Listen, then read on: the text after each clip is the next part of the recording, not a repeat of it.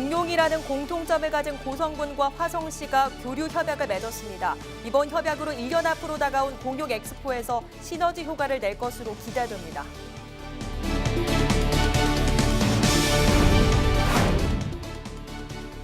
가야대학교 전 교직원과 학생들이 수년째 봉사활동을 펼쳐 화제입니다. 재능 기부로 지역사회에 공헌하는 현장을 다녀왔습니다.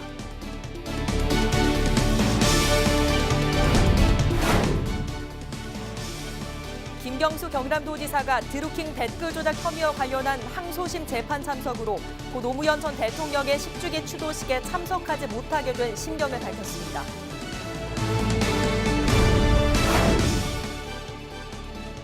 멸종 40년 만에 복원된 따오기가 창녕 우포늪에서 자연의 품으로 돌아갔습니다.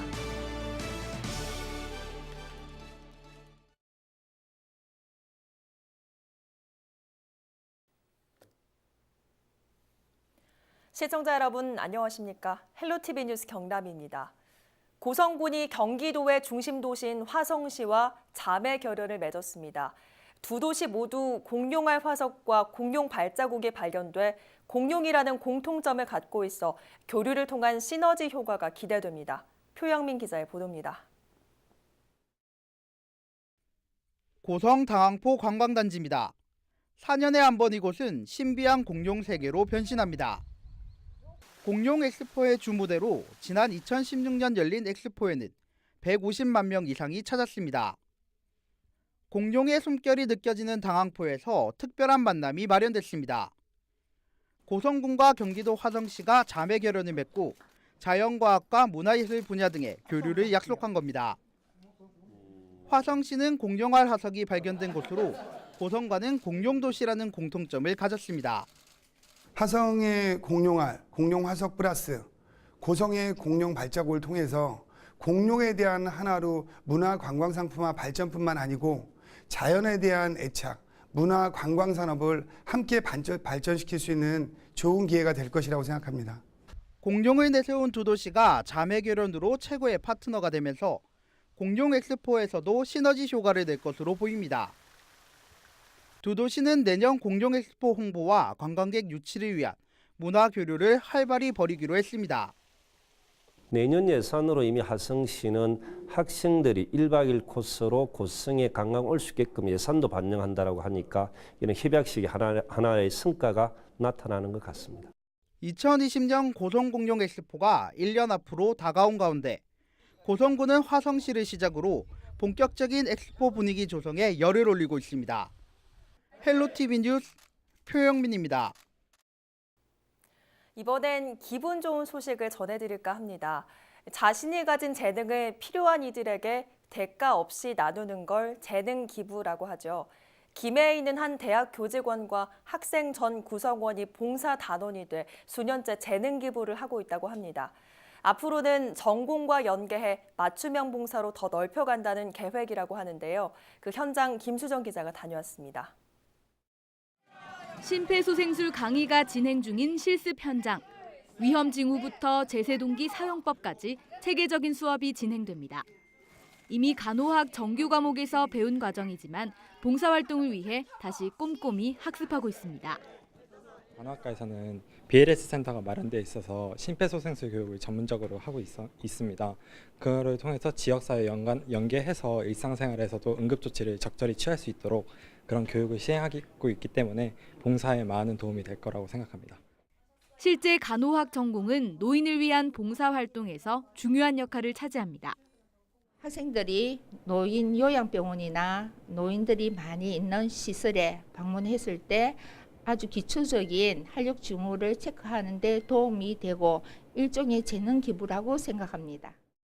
가야대학교가 재능 기부 봉사활동을 시작한 건 지난 2012년. 모든 교직원과 학생이 봉사단원으로 참여해 노인과 장애인 등 다양한 곳에서 봉사활동을 펼쳐왔습니다. 이런 노력으로 매년 자원봉사 시간만 5만 시간 이상.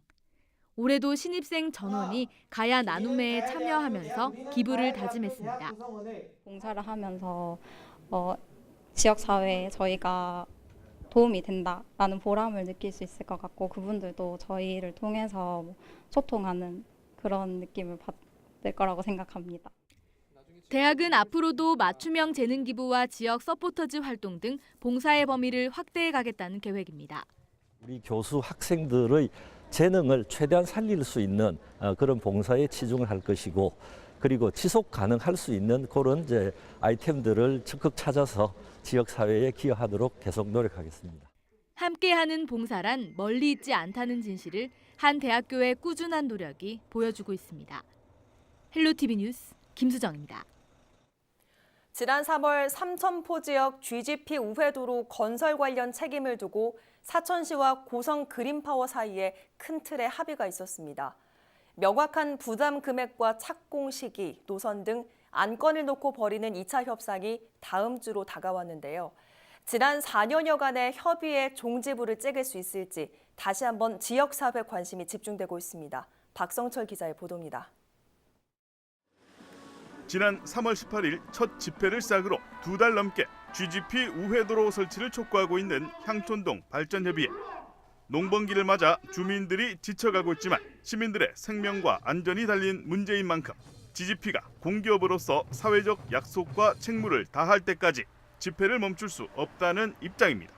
지치는 기색도 역력하게 보입니다만은 우회도로를 개설하기 위한 희망은 꺼지지 않고 더욱 불타오르고 있습니다. 공기업에서 특히 이 약속을 꼭 지켜줘야 되는 것을 우리 시민들은 바라고 있습니다. 그간의 성과도 있었는데 지난 3월 29일 사천시와 GGP 간 우회도로 건설 1차 합의서가 나오면서 우회도로를 꼭 건설하겠다는 대전제에 합의했고, 보상비는 사천시가, 공사비는 GGP에서 부담하겠다는 큰 틀의 약속이 최초로 명문화되기도 했습니다. 2차 합의가 나오는 협상일은 이달 28일이 유력한데 쟁점은 명확한 부담 금액과 착공 시기, 노선 등이 될 것으로 보입니다.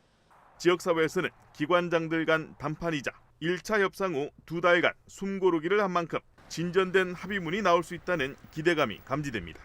우선 달라진 GGP의 대응이 눈에 띄는데, 과거 대외적으로 협상을 해오면서도 내부적으로는 시와 주민들의 요구인 4.3km 안에 대해 한 번도 대주단에 보고하지 않았던 것과는 달리 1차 협상 이후 우회도로 건설 시 도로 길이와 폭에 따른 자체 공사비 산정 용역을 실시해 8개 이상의 대안을 마련한 것으로 알려졌습니다. 사천 시민이 불편을 최소화하기 위해서는 어떤 기회로든지 우회도로가 필요하다고는 생각을 합니다. 논의를 계속 진행하자는 게 저희들 생각입니다. 사천시 역시 구체적인 협상 카드를 밝힐 순 없지만 기존 4.3km 6차선 안만 고수하지 않고 4.3km 안이 받아들여진다면 폭은 어느 정도 조절할 수 있다는 협상의 여지를 남겨둔 것으로 보입니다. 공사비 358억 원을 GGP에서 부담할 것을 요구를 해봤습니다. 약속했던 2개월의 기한이 다가오고 있습니다. GGP에서는 여러 가지 안을 놓고 고심하고 있는 것으로 저희들은 알고 있습니다.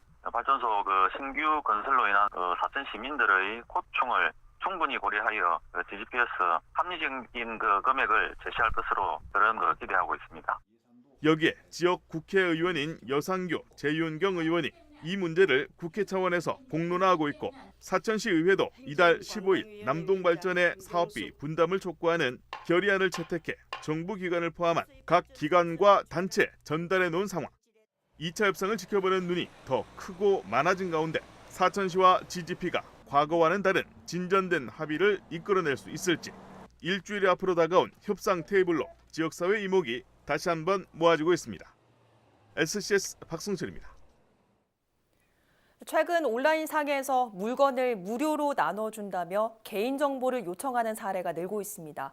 알고 봤더니 인터넷 사이트 활동을 위해서 개인정보를 빼낸 건데, 경찰은 개인정보 유출에 대한 각별한 주의를 당부하고 있습니다. 조진욱 기자입니다. 재고 소진까지 이어폰을 무료로 드립니다. PC방 폐업으로 컴퓨터 본체와 모니터 등을 선착순으로 나눠줍니다. 최근 지역 SNS에 올라온 게시물들입니다. 값비싼 물건을 공짜로 주겠다는 건데 게시물이 올라올 때마다 그 반응이 폭발적입니다. 그렇다면 이들은 왜 물건을 선뜻 무료로 준다는 걸까? 취재 결과 이 같은 무료 나눔글은 사람들의 개인정보를 빼내기 위한 미끼였습니다. 막상 물건을 받고자 연락하면 개인정보만 캐묻고 이후 돌아오는 것은 한 사이트의 가입 안내 메시지. 사이트 안에서 불법 광고 활동을 하기 위해 다른 사람의 명의를 도용하는 겁니다. 이 같은 사실이 알려지자 누리꾼들은 또 다른 피해를 막기 위해 댓글을 다는 등 자체적으로 예방 활동을 펼치고 있습니다. 해당 사이트에서도 도용된 계정을 삭제하는 등 추가 피해를 막기 위해 노력하고 있습니다. 경찰은 개인정보 유출로 인한 2차 피해 우려도 큰 만큼 누리꾼들의 각별한 주의를 당부했습니다. 요즘 인터넷 무료 나눔을 빙자해가지고 인증코드나 개인정보를 요구하는 경우가 종종 있습니다. 이런 경우는 개인정보를 빼내기 위한 수법이기 때문에 절대 응하시면 안 되고 개인정보를 주시면 안 됩니다. 값비싼 물건을 미끼로 사람들의 개인정보를 노리는 무료 나눔 피싱 사기. 전문가들은 2차 피해 우려도 큰 만큼 무료라는 글에 현혹되지 말고 개인정보를 소중히 지킬 것을 조언했습니다. SCS 조진욱입니다.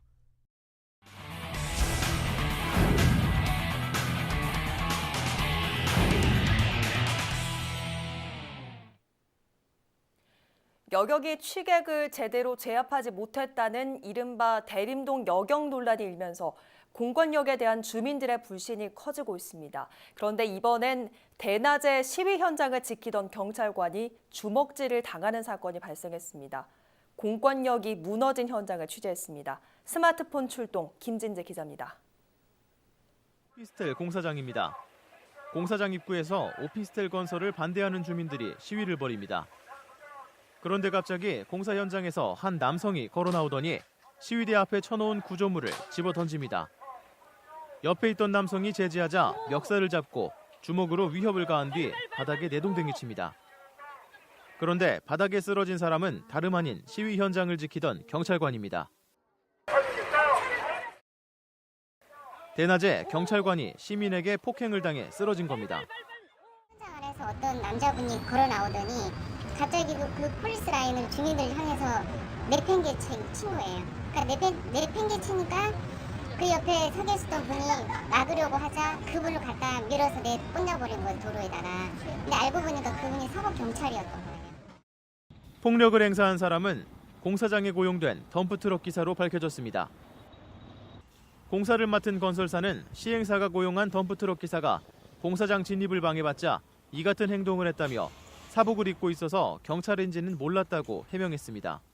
자기 물건을 이제 집어 던지니까 경찰관 입장에서는 당신 뭐야 하고 이제 처음에 뭐야 하고 가슴을 딱 건드는 거 살짝 건드리니까 너 뭐야 이렇게 된 것 같아요.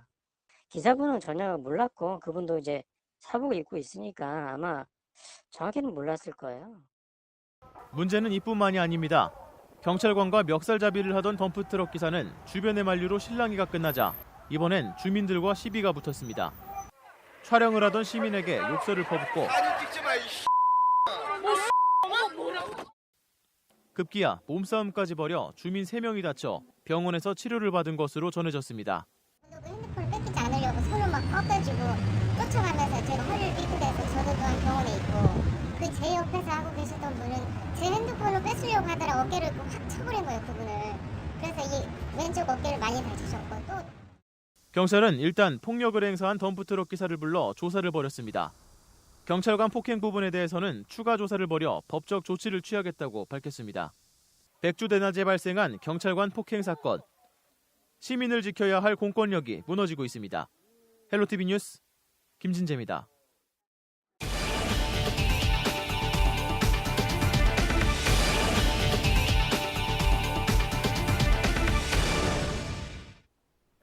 김경수 경남도지사가 23일 드루킹 댓글 조작 혐의와 관련한 항소심 재판 참석으로 고 노무현 전 대통령의 10주기 추도식에 참석하지 못하게 된 심경을 밝혔습니다.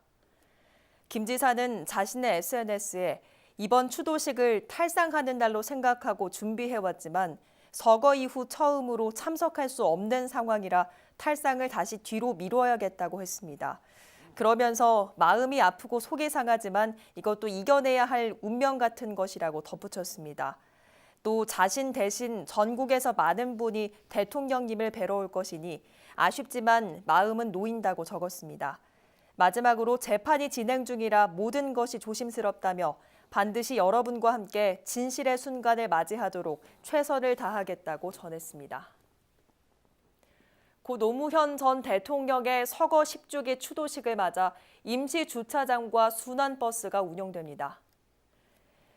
경남경찰과 김해시는 23일 오전 9시부터 김해 본산마을 삼거리에서 봉하마을까지를 교통관리구간으로 정해 차량 통행을 일부 통제할 계획입니다. 또 봉하마을 주변으로 3천여 대를 주차할 수 있는 임시 주차장 6곳을 마련하고 주차장에서 봉하마을을 오가는 순환버스 4대를 운영할 예정입니다. 우리나라에서 멸종된 지 40년 만에 복원된 따오기가 창녕 우포늪에서 날아올랐습니다. 창녕 따오기 복원센터는 지난 10년간 복원 증식된 따오기 40마리를 22일 자연에 처음으로 방사했습니다. 창녕군은 지난 2009년 중국에서 따오기 한 쌍을 들여와 독자적인 복원 기술로 10년 만에 개체수를 363마리까지 늘렸으며 이 가운데 40마리를 야생 방사하는 데 성공했습니다. 경남도는 지난 21일 기준으로 도내 전 해역에서 마비성 페류독소가 완전 소멸했다고 밝혔습니다. 올해 마비성 페류독소는 지난 2월 26일 창원 남포 해역에서 처음 발견돼 거제 해역과 진해만 등으로 확산됐습니다. 특히 거제 하청 해역에서는 진주 담치에서 식품 허용 기준치를 4.6배 초과하기도 했습니다. 경남도는 지난 13일 페류 채취 금지 조치를 해제하고 도내 전 해역에서 페류 독소가 소멸함에 따라 수산물 소비가 촉진될 것으로 기대하고 있습니다.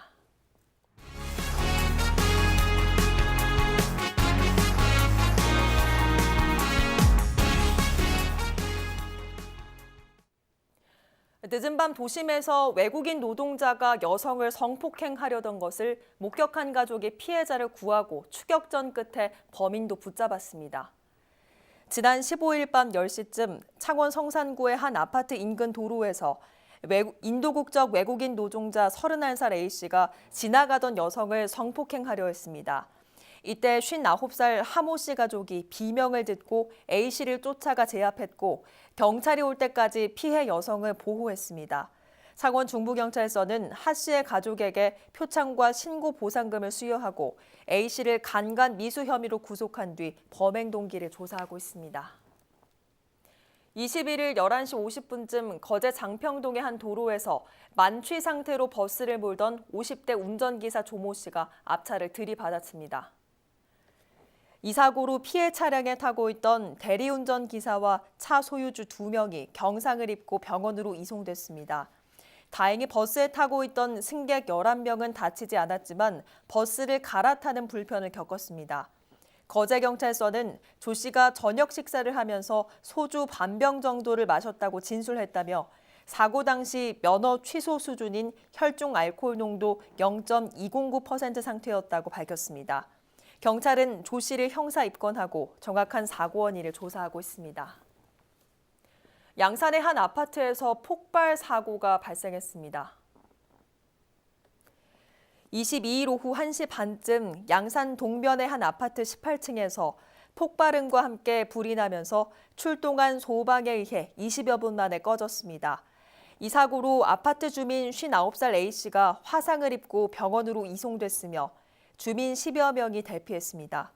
경찰과 소방당국은 A씨가 가정불화로 유서를 남기고 인화성 물질에 불을 붙인 것으로 보인다며 정확한 화재 원인을 조사하고 있습니다. 시민 여러 명을 상대로 주먹질을 하며 위협한 20대 조현병 환자가 경찰에 붙잡혔습니다. 마산 동부경찰서는 21일 오후 6시 10분쯤 창원 마산 회원구의 한 공원에서 시민 10여 명을 상대로 주먹질을 하며 행패를 부린 28살 A씨를 검거했습니다. 경찰은 A씨가 5년 전부터 조현병을 앓고 입원 치료를 받았다는 사실을 확인했다며 부모의 동의를 얻어 A씨를 사건 당일 밤 병원에 입원시켜 추가 수사를 이어가고 있습니다. 여객선을 이용해 섬 지역을 드나드는 화물차에 최대 적재 가능한 톤수를 속인 화물 운송업자들이 해경의 무더기로 적발됐습니다. 통영해양경찰서는 지난 3월부터 여객선에 화물차를 싣기 전 확인하는 차량의 최대 적재 톤수를 거짓으로 작성해 선적 수송비를 줄인 화물 운송업자 9명을 불구속 입건했습니다. 해경은 섬 지역 가두리 양식장을 오가는 화물차 기사들이 선주가 자동차 등록증에 적힌 차량 톤수만 확인한다는 점을 악용해 범행을 저질렀다고 밝혔습니다. 창원해양경찰서가 지난 21일 화학물질 해상 유출 사고에 대비한 합동 대응 훈련을 했습니다. 이번 훈련은 해경과 해군, 경상남도 등 17개 기관이 참여해 3,000톤급 화학 운반선 파손에 따른 화학물질 유출을 가정해 진행됐습니다. 해경은 마산항 GS 칼텍스 부두에서 만약의 화학물질 누출 사고에 대비한 관계기관의 공동 대응 능력을 키우기 위해 이 같은 가상 훈련을 했다고 말했습니다. 코카인과 필로폰 등 시가 수억 원대 마약류를 국내로 밀반입하고 유통한 일당이 경찰의 무더기로 붙잡혔습니다. 거제경찰서는 지난해 7월 브라질에서 시가 4억 원가량의 코카인을 옷에 숨겨 들여와 판매하고 국내에서 대마를 구입해 유통한 26살 김모 씨 등 6명을 구속했습니다. 또 실제 마약류를 흡입하거나 유통에 가담한 42명도 불구속 입건했습니다. 경찰은 김 씨에게 직접 필로폰을 구입하거나 이를 점조직처럼 판매하고 투약한 영남권 일대 22명을 구속하는 등 모두 83명의 마약 사범을 검거했다고 밝혔습니다. 경찰은 마약 판매 경로를 추적해 수사를 확대하고 있습니다.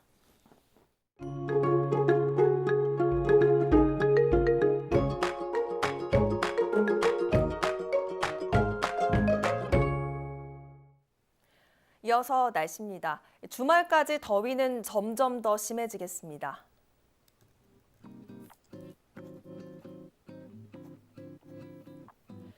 수요일 낮 동안 함안과 의령 29도, 양산 28도까지 오르며 평년보다 더웠는데요. 다만 한낮에 크게 올랐던 기온은 해가 지면 빠르게 떨어집니다. 아침과 저녁으로는 옷차림 든든히 해주시는 게 좋겠습니다.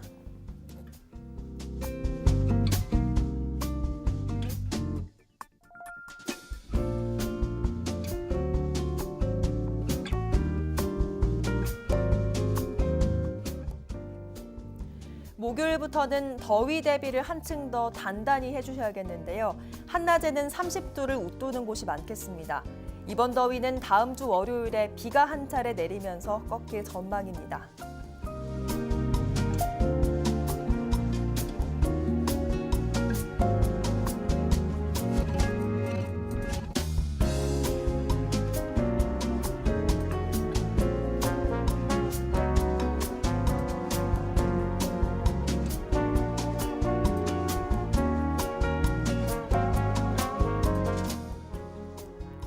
모든 해상에서 맑은 가운데 물결은 0.5에서 2m로 잔잔하게 일겠습니다.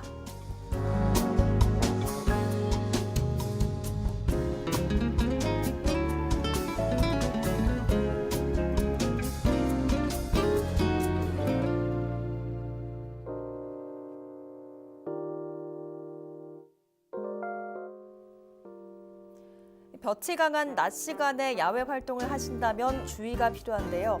자외선 지수는 매우 높음까지 오르겠고 여름철마다 건강을 위협하는 오존 농도 역시 오후에 높아져 주의가 필요하겠습니다.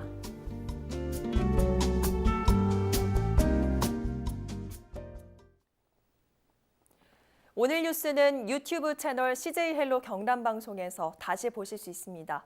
이상으로 뉴스를 마칩니다. 저희는 늘 지영민 곁에 있겠습니다. 고맙습니다.